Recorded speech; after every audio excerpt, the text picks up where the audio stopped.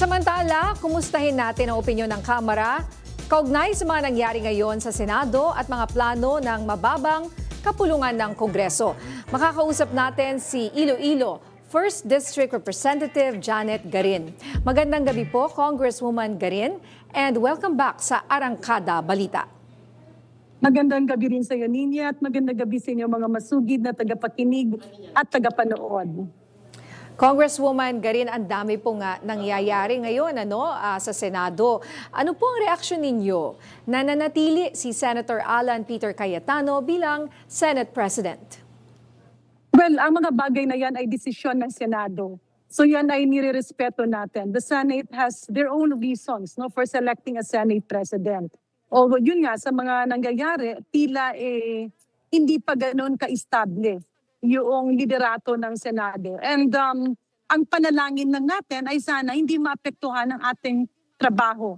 Kakibat na dyan yung mga batas na kailangan namin ipasa. At of course, nakita naman natin kanina, they convened as an impeachment court. At dapat nga mag-proceed na ito sa impeachment trial. Not because we're siding with any of the camps, but most specifically because trabaho natin yan at obligasyon natin yan sa sambayan ng Pilipino. Are you confident po na magiging politically neutral ang Senado dahil may mga nagsasabi naman na mas Duterte-friendly raw ang majority, Congresswoman Garin? Well, that's a challenge that the Senate President, Senator Alan Cayetano, has to hurdle. Kaakibat ng kanyang posisyon at ng kanyang katungkulan na hinahawakan ngayon ay maipakita yung kanyang neutrality or yung kanyang being impartial in presiding over an impeachment court. Congresswoman Sinayomi po ito, kanina po ay nagsalita na po yung palasyo at sinabi po nila na the Senate was not under attack. Sa inyo pong pananaw, at any point in time, was the Senate under attack? Sa nakita ko sa mga balita, and nakita ko nga nung nagla-live at nagulat yung lahat-lahat, klarong-klaro po na hindi sila under attack. However, sa pananaw ko lang, sa personal ko na pananaw, matatawag nating nagkaroon ng maraming mga fake information at nagresulta nga sa pagkakuryente ng ating mga kasamahan sa legislatura.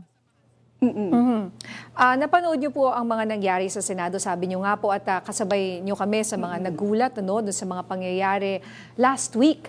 Ano naman po ang masasabi niyo dyan?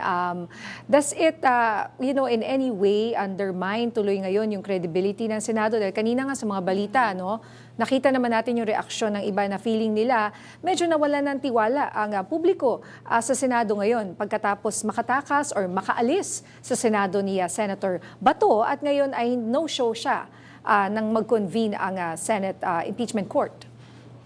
Well, nagsalita naman si Senator Bato, nakita natin sa kanyang interview, paano nangyari yung mga ganoong kaganapan. Pero ngayon, dito naman tayo sa usaping, why did this happen to Senate? Bakit nagkaroon ng mga pagpapaputok, na hindi lang isa, kundi 35 or 37 shots. But prior to that, patuloy kasi na may mga nagsasabi na, ito iaatake ang Senado.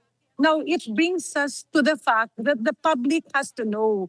Kaya napaka-importante kung sino man yung nagpakalat ng mga maling impormasyon na huhulihin si Senator Bato. Narinig natin yon sa mga ilang pronouncements.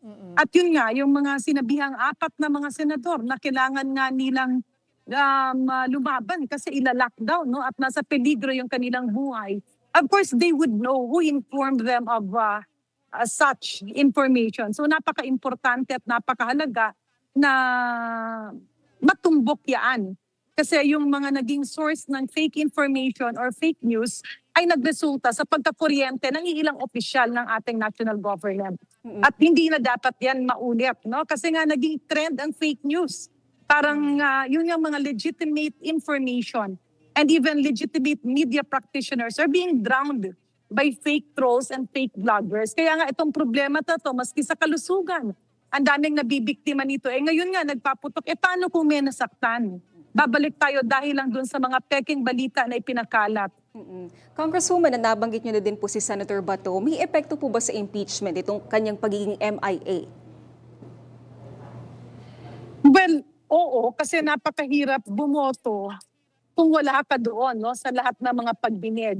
And of course, if the Senate convenes an impeachment court, medyo mahirap, no, kapag i-allow ang virtual voting or virtual decisions, kasi iba pa rin kapag nakikita mo yung mga testigo at yung mga akusado base doon sa kanilang body language, no, sa pagsagot ng mga katanungan. You can identify false witnesses, you can also identify false testimonies, and you can identify whether masyadong defensive yung inaakusahan. Kaya napaka-importante na yung mga bagay-bagay na ito should be face-to-face. No? So may epekto in terms of the representation of Senator Bato, tsaka andyan din yung kanyang mga legal battles na kinakaharap. No? So medyo may epekto yan sa sarili niyang desisyon. But for the other members of Senate, I believe they will act according to what is the truth based on the information and the testimonies that they will be accepting. And moreover, medyo iba kasi ang panahon ngayon, nakabantay ang taong bayan. At sabi nyo nga, no, medyo mahirap yung posisyon ngayon na MIA si Senator Bato at yung may move kasi na payagan siyang makaboto kahit virtually. So kung ganito nga ganun ka importante kahit isang boto ngayon, as you can see, very thin yung line between majority and minority, and of course you yourself, numbers. It's a numbers game at the end of the day. Yung Magic 16 po na sinasabi na supermajority for the conviction of the VP, do you think, this will ever happen? Or is it something na mahirap nang mangyari po? Well, napakaaga pa para husgahan natin ang ating mga senador, no? I believe that all of them will be very conscious about the people listening to what will be presented, what will be the answers, and what will be the evidences. Kaya nga napaka-importante na nag-proceed na bilang impeachment court ang Senado. At ngayon, everybody is looking forward to the presentation of evidences and witnesses. From there, syempre makikita natin kung ano yung mga dapat buksan na hindi namin kayang mabuksan, at yung mga digging deeper into other evidences, kasi minsan may mga nagsasabi, kagaya si Senator Trillanes, he was saying this is just the tip of the iceberg. So kailangan nating makita yan kung totoo ba hindi. Kapag naging totoo that it is only the tip of the iceberg, napakahirap ng isang senador para i-acquit yung akusado. Pero pag naipakita naman na walang basehan, kaya napaka-importante yung appearance, of course, ng Vice President, so that questions will be answered and the further evidences, if presented, will be refuted. All right, maraming salamat po, Iloilo 1st District Representative Janet Garin.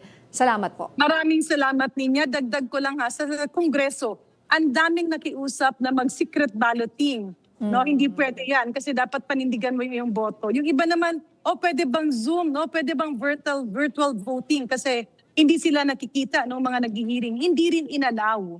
Because it's a very important vote at dapat buong-buo ka doon sa decision mo. Kaya hindi namin inalaw ang virtual voting, hindi rin namin inalaw yung secret balloting. All right. Maraming salamat, Congresswoman Janet Garin. Maraming salamat. Blessed Monday.